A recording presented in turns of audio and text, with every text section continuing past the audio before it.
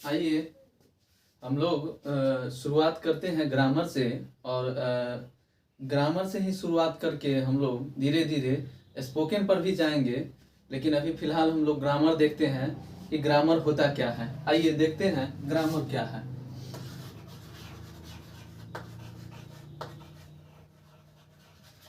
Grammar grammar का हिंदी क्या होता है? व्याकरण। ग्रामर का हिंदी क्या होता है? व्याकरण। आइए व्याकरण को समझने के लिए सबसे पहले देखिए, व्याकरण पर ही लगभग क्या पूरा इंग्लिश डिपेंडेंट है उस पर ही। और स्पोकन में ऐसा होता नहीं है। स्पोकन में जो है ग्रामर को जब तक आप पकड़ के चलिएगा तब तक आप स्पोकन ठीक ढंग से नहीं बोल सकते हैं। ठीक है। लेकिन सबसे पहले हम लोग ग्रामर चालू करते हैं। स्पोकन का भी जिस समय में बैच चलेगा उस समय मैं बता दूंगा कि कैसे किस पैटर्न से बोलना है। उसके बाद हम लोग तो चलिए आते हैं, देखते हैं ग्रामर क्या है। ग्रामर देखिए, विज्ञान विज्ञान के अकॉर्डिंग होता क्या है कि विज्ञान उसको डिवाइड कर दिया है। देखिए, मानवीय ज्ञान का वह भाग जो हमें सही सही यानी शुद्ध शुद्ध पढ़ना, लिखना, बोलना इत्यादि जो सिखाता है उसको ही तो ग्रामर कहते हैं। तो इसको हम आइए पैटर्न पर समझते हैं। मानवीय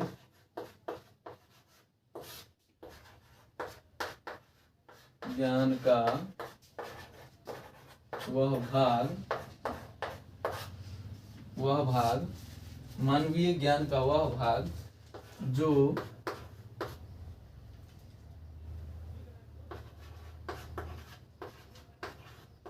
शुद्ध शुद्ध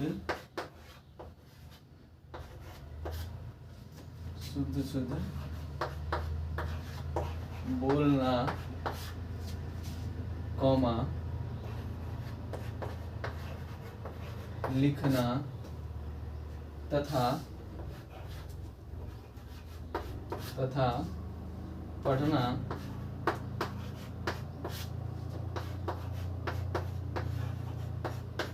सिखाता है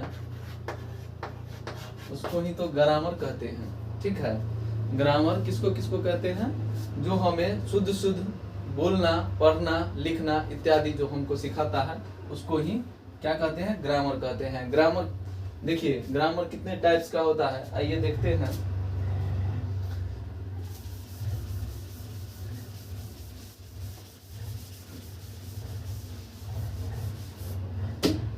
देखिए, ग्रामर को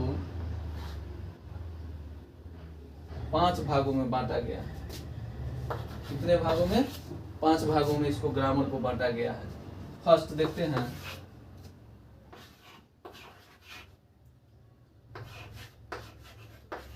ऑर्थोग्राफी।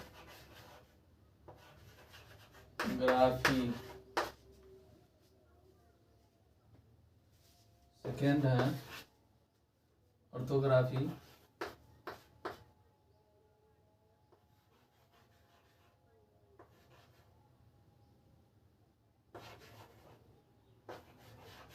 एटिमोलॉजी। ठीक है। थर्ड आइए सिंटेक्स।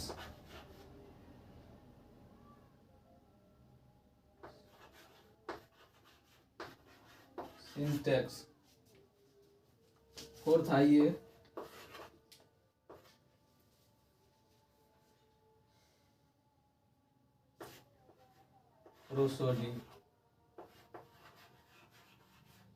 रोसोडी।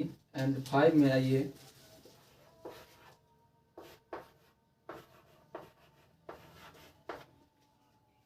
पंक्चुएशन।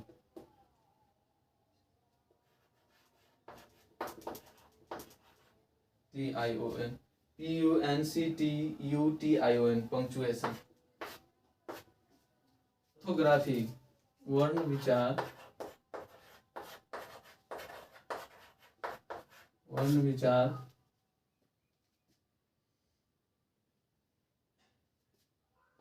शब्द विचार शब्द विचार, वाक्य विचार,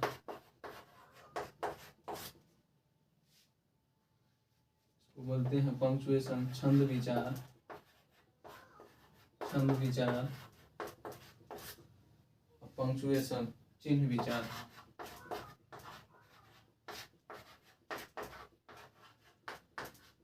चिन्ह विचार। ऑर्थोग्राफी वर्ण विचार, ऑर्थोग्राफी वर्ण विचार, इटिमोलॉजी शब्द विचार, सिंटैक्स वाक्य विचार, प्रोसोडी छंद विचार एंड पंक्चुएशन चिन्ह विचार। ठीक है, ये हो गया ग्रामर का पार्ट्स। ये देखते हैं ऑर्थोग्राफी। व्याकरण, व्याकरण को 5 भागों में डिवाइड किया गया था, जो मैंने अभी रिसेंटली बताया है। उसका फर्स्ट भाग है ऑर्थोग्राफी। ऑर्थोग्राफी को समझने यानी वर्ण विचार को समझने से पहले हम लोग देखते हैं ऑर्थोग्राफी। तो ऑर्थोग्राफी को समझने से पहले सबसे देखते हैं ऑर्थो मतलब क्या होता है। ऑर्थो मतलब क्या होता है? ऑर्थो मतलब होता है करेक्ट। करेक्ट मतलब सही सही, सही सही। ठीक है, ऑर्थो मतलब क्या होता है? सही सही। और ग्राफ,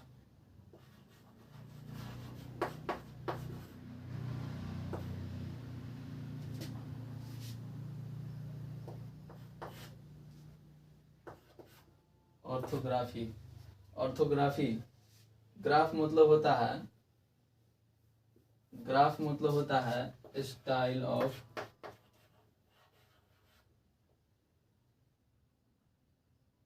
स्टाइल ऑफ राइटिंग।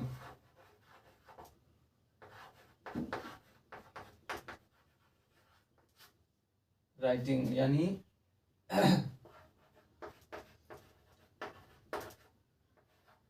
लिखने, लिखने की शैली, लिखने की शैली। देखिए, ऑर्थोग्राफी को समझने से पहले यानी वर्ण विचार को समझने से पहले हम लोग देखते हैं ऑर्थो का मीन्स क्या होता है। ऑर्थो को देखिए, ऑर्थो अलग, ग्राफी को अलग कीजिए। ग्राफी, ग्राफ से ग्राफी बना है, ठीक है, इसीलिए ऑर्थो अलग और ग्राफ, ग्राफ को अलग। Ortho, ortho means correct, correct means सही सही। यानी डायरेक्टली हम बोल सकते हैं ऑर्थो मीन्स सही सही, ऑर्थो मीन्स सही सही। और ग्राफ, ग्राफ मतलब स्टाइल ऑफ राइटिंग यानी लिखने की शैली। ठीक है, तो इसको आप एक बार में जोड़ सकते हैं। इसको जोड़िए, सही सही लिखने की शैली, सही सही लिखने की शैली को हम लोग क्या बोलेंगे? ऑर्थोग्राफी। सही सही लिखने की शैली को, लिखने की writing of, style of writing को क्या बोलेंगे? ऑर्थोग्राफी। ठीक है, तो हम लोग लिख सकते हैं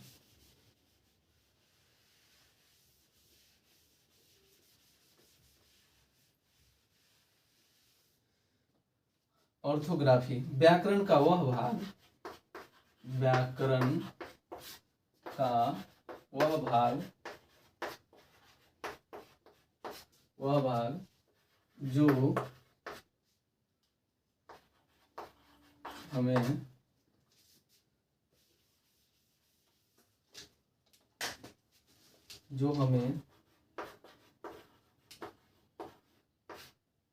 लिखने की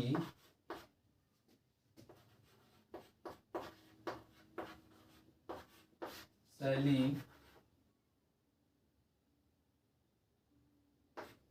को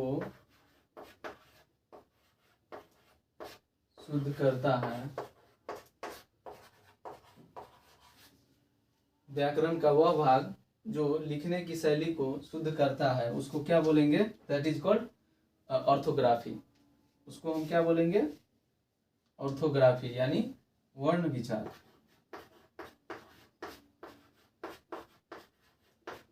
वर्ण विचार, उसे वर्ण विचार कहते हैं।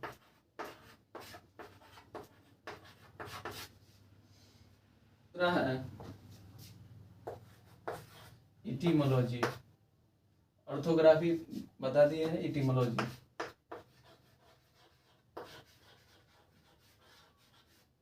इटीमोलॉजी, वाक्य विचार। देखिए इटीमोलॉजी को समझने से पहले हम लोग देखते हैं इसका फॉर्मेट क्या होता है।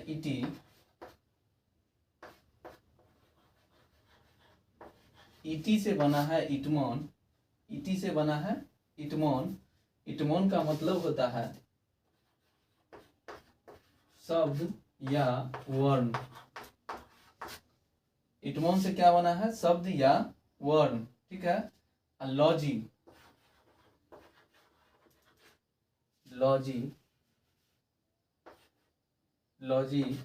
मीन्स होता है अध्ययन, कहता है ना लॉज में रह रहा हूं, वही लॉज से ही बना है लॉजी, ठीक है। तो इटीमोलॉजी को हम हिंदी में क्या बोल सकते हैं, व्याकरण का वह भाग जो हमें क्या करता है, उसके शब्द को अध्ययन कराता है। भाई अध्ययन कौन कौन चीज का कराएगा, ये हिस्ट्री का अध्ययन कराता है, उसके ओरिजिन का, कहाँ से उत्पत्ति हुआ, ओरिजिन का, ठीक है। और शब्द का अर्थ यानी स्पेलिंग का अर्थ, ठीक है, स्पेलिंग का अर्थ यानी शब्द का अर्थ,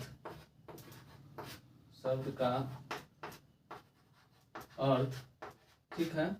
और उसके बाद जो है हिस्ट्री, ओरिजिन और हाँ फॉर्मेट बताता है, ठीक है। कोई भी शब्द का क्या करता है, ये हिस्ट्री बताता है, ओरिजिन बताता है और शब्द का अर्थ बताता है और उसका फॉर्मेट बताता है, ठीक है, उसका अध्ययन कराता है, उसको हम क्या बोलेंगे, वाक्य विचार। क्या बोलेंगे, वाक्य विचार, ठीक है। इंग्लिश में इटीमोलॉजी, ठीक है। आइए तो हम लोग क्या लिख सकते हैं, ठीक है, व्याकरण का वह भाग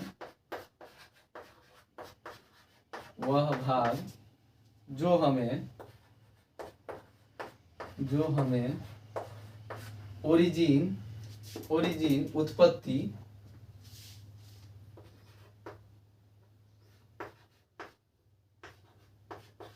उत्पत्ति, हिस्ट्री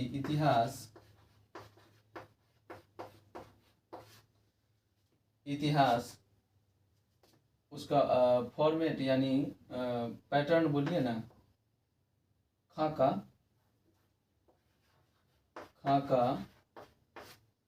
ठीक है, तथा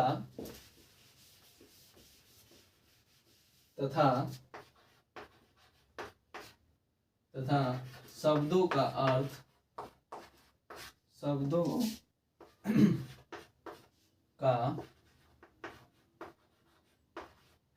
अर्थ बताता है, उसको क्या बोलेंगे,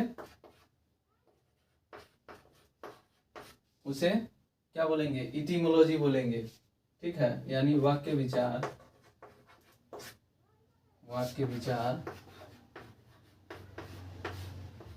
कहते हैं।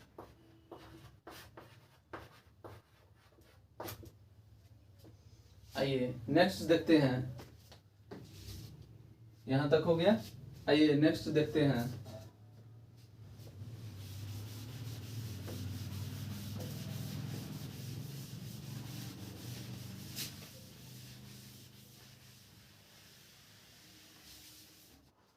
देखिए फोर्थ नंबर है, 3 नंबर, फोर्थ नंबर है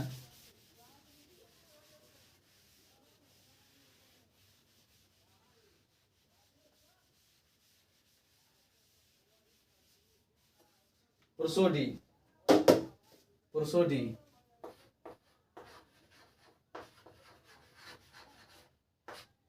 यानी इसको बोलेंगे छंद विचार,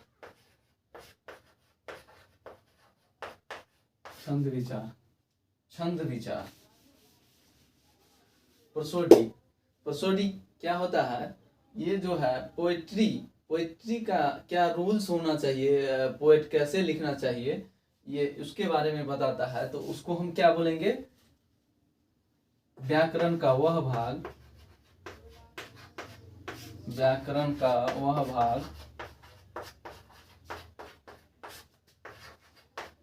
जो हमें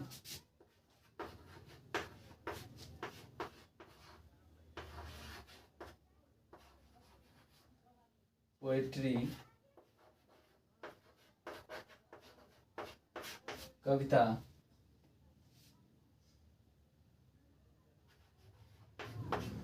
का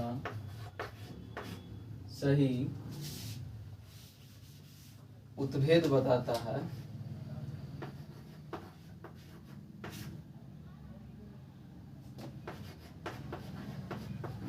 है, उसको क्या बोलेंगे? प्रोसोडी बोलेंगे। ठीक है, उसको छंद विचार बोलेंगे, छंद विचार कहते हैं।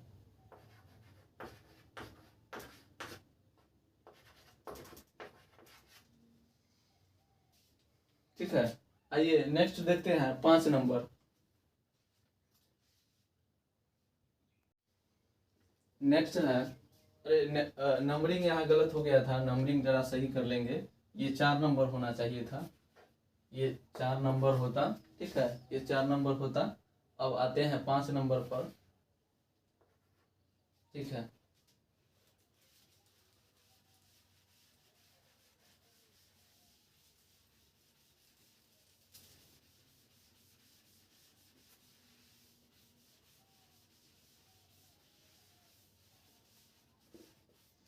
नेक्स्ट आता है पंक्चुएशन।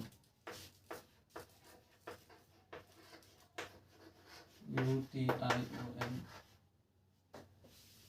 यानी पंक्चुएशन। पंचु पंचु पंचु का नाम सुने हैं? पंचु से क्या होता है कि कहीं कहीं उसको दाग देने के लिए, लोहा वगैरह में दाग देने के लिए जो रखा जाता है, उसको क्या बोलेंगे? पंचु बोलते हैं। तो ठीक पंचु से ही ये पंक्चुएशन है, यह भी कहीं ना कहीं दाग देने का काम करता है, चिन्ह देने का काम करता है। ठीक है, तो पंक्चुएशन यानी इसको बोलेंगे चिन्ह विचार। क्या बोलेंगे? चिन्ह विचार, चिन्ह विचार। ठीक है, अब भाई चिन्ह विचार, तो चिन्ह विचार इसको कैसे बोलेंगे? देखिए, ये क्या करता है, इसका वर्क होता है कि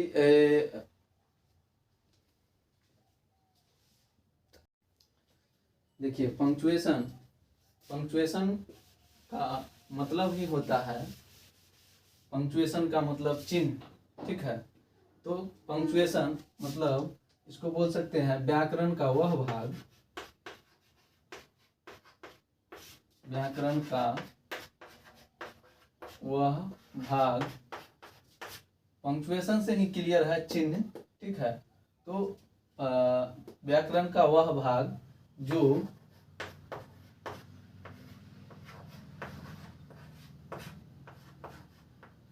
सही सही चिन्ह का प्रयोग, चिन्ह का प्रयोग एवं कैपिटल लेटर,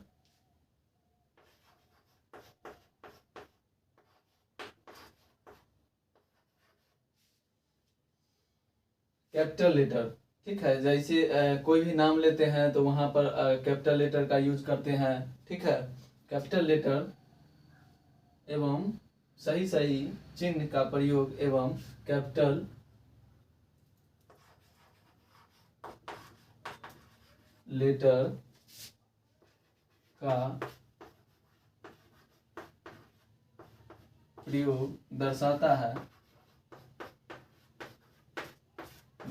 है, उसको क्या बोलेंगे? पंक्चुएशन बोलेंगे। उसको चिन्ह विचार कहते हैं, चिन्ह विचार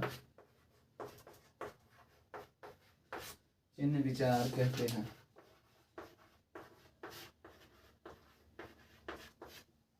Punctuation is that part of grammar which can right to use right to use punctuation यानी any symbol and capital letter that is called चिन्ह विचार। उसको क्या बोलेंगे? चिन्ह विचार, पंक्चुएशन। ठीक है, पंक्चुएशन। आइए देखते हैं पंक्चुएशन कितने प्रकार का होता है। पंक्चुएशन लगभग 11 प्रकार का होता है। पंक्चुएशन कितने प्रकार का होता है? 11 प्रकार का होता है।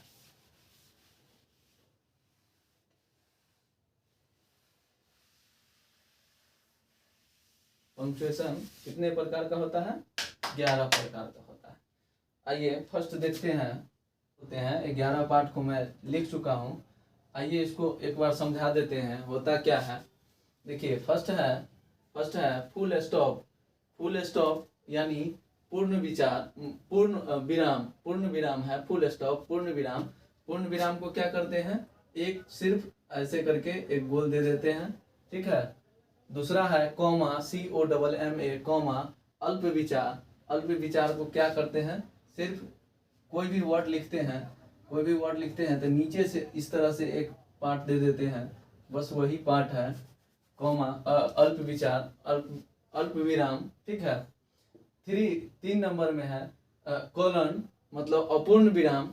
अपूर्ण विराम को एक ऊपर एक नीचे। ठीक है। 4th number semi colon, SEMICOLON। ठीक है। अर्धविराम। अर्धविराम में क्या करता है? एक ऊपर और नीचे इस तरह से हाइफन की तरह। ठीक है, यहाँ दे दिए है ना, यहाँ अल्प विराम की तरह ये एक ऊपर बढ़ जाता है और एक यहाँ, ये तो ऊपर से एक कोमा बढ़ जाता है। ठीक है, एक पूर्ण विराम बढ़ जाता है। ठीक है। आइए नेक्स्ट है हाइफन। हाइफन मतलब योजक। हाइफन ये हो गया, एक छोटा सा हाइफन रहता है बीच में, किसी भी वर्ड के बीच में एक हाइफन रहता है। ठीक है। 6 नंबर में है डैश। डैश मतलब बड़ी पाई। बड़ी पाई मतलब बड़ा, एक बीच में बड़ा सा पाई। ठीक है। 7 नंबर में note of interrogation. Note of interrogation यानी प्रश्नवाचक चिन्ह। एक इसको बोला जाता है नोट ऑफ इंट्रोगेशन, यानी इसको क्वेश्चन मार्क भी बोला जाता है। इसको क्या बोलते हैं? Question marks. इसको क्या बोलते हैं? नोट ऑफ इंट्रोगेशन को क्वेश्चन मार्क्स भी बोलते हैं। ठीक है। क्वेश्चन मार्क को इस तरह से दर्शाया जाता है। ठीक है। 8 नंबर में नोट ऑफ एक्सक्लामेशन, विस्मयादि बोधक। विस्मयादि बोधक एक चैप्टर भी है।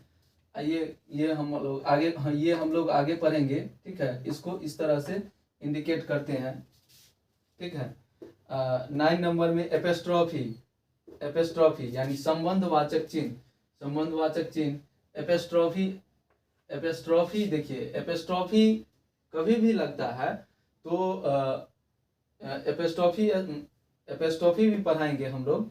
ठीक है। एपिस्ट्रॉफी आगे चैप्टर है तो इसका यूज भी हम बताएंगे।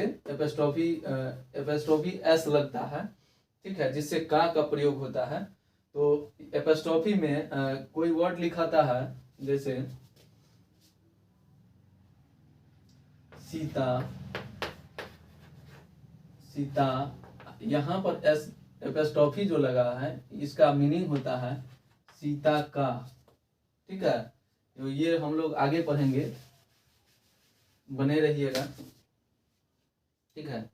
एपिस्ट्रॉफी को देखिए एपिस्ट्रॉफी में और यहाँ कॉमा क्या होता है कि कॉमा में और एपिस्ट्रॉफी में एकदम ठीक अपोजिट है, लेकिन देखने में दोनों यहाँ एक लग रहा है। ठीक है। 2 नंबर और यहाँ 9 नंबर एपिस्ट्रॉफी का रूल ये होता है, जैसे मैंने लिखा था सीता, यहाँ एपिस्ट्रॉफी एस दिया था, ये हो गया एपिस्ट्रॉफी। ऊपर की तरफ ए के बाद ऊपर की तरफ जो लगा इसको एपिस्ट्रॉफी बोलेंगे। ठीक है। लेकिन कॉमा का ये मीनिंग, कॉमा जब भी लगता है तो कॉमा यहाँ लगता है और ये सेंटेंस के बाद लगता है, नीचे में लगता है। कोई भी लेटर के नीचे में लगता है या कोई भी अक्षर के नीचे में लगता है, जबकि एपोस्ट्रोफी कहाँ लगता है, ऊपर में लगता है, ऊपर में लगता है। तो ये एक दूसरे के अपोजिट है, लेकिन देखने में दोनों का सिंबल एक जैसा रहता है। ठीक है। अब 10 नंबर में है ब्रैकेट यानी कोष्ठक। ब्रैकेट, ब्रैकेट को इस तरह से इंडिकेट करते हैं। ठीक है। 11 नंबर में inverted comma. Inverted comma, inverted comma क्या करते हैं, इन्वर्टेड कॉमा दो प्रकार से लिखाता है। इन्वर्टेड कॉमा दो प्रकार से, एक इस तरह से, इस तरह से, या नहीं तो एक को क्या कर देते हैं, सिर्फ एक, और ये एक, या तो दो देंगे तो यहाँ भी दो पड़ेगा, और यहाँ अगर एक दे रहे हैं तो यहाँ भी एक पड़ेगा। ठीक है। इसको कोटेशन मार्क्स भी बोला जाता है, कोटेशन मार्क्स। ठीक है।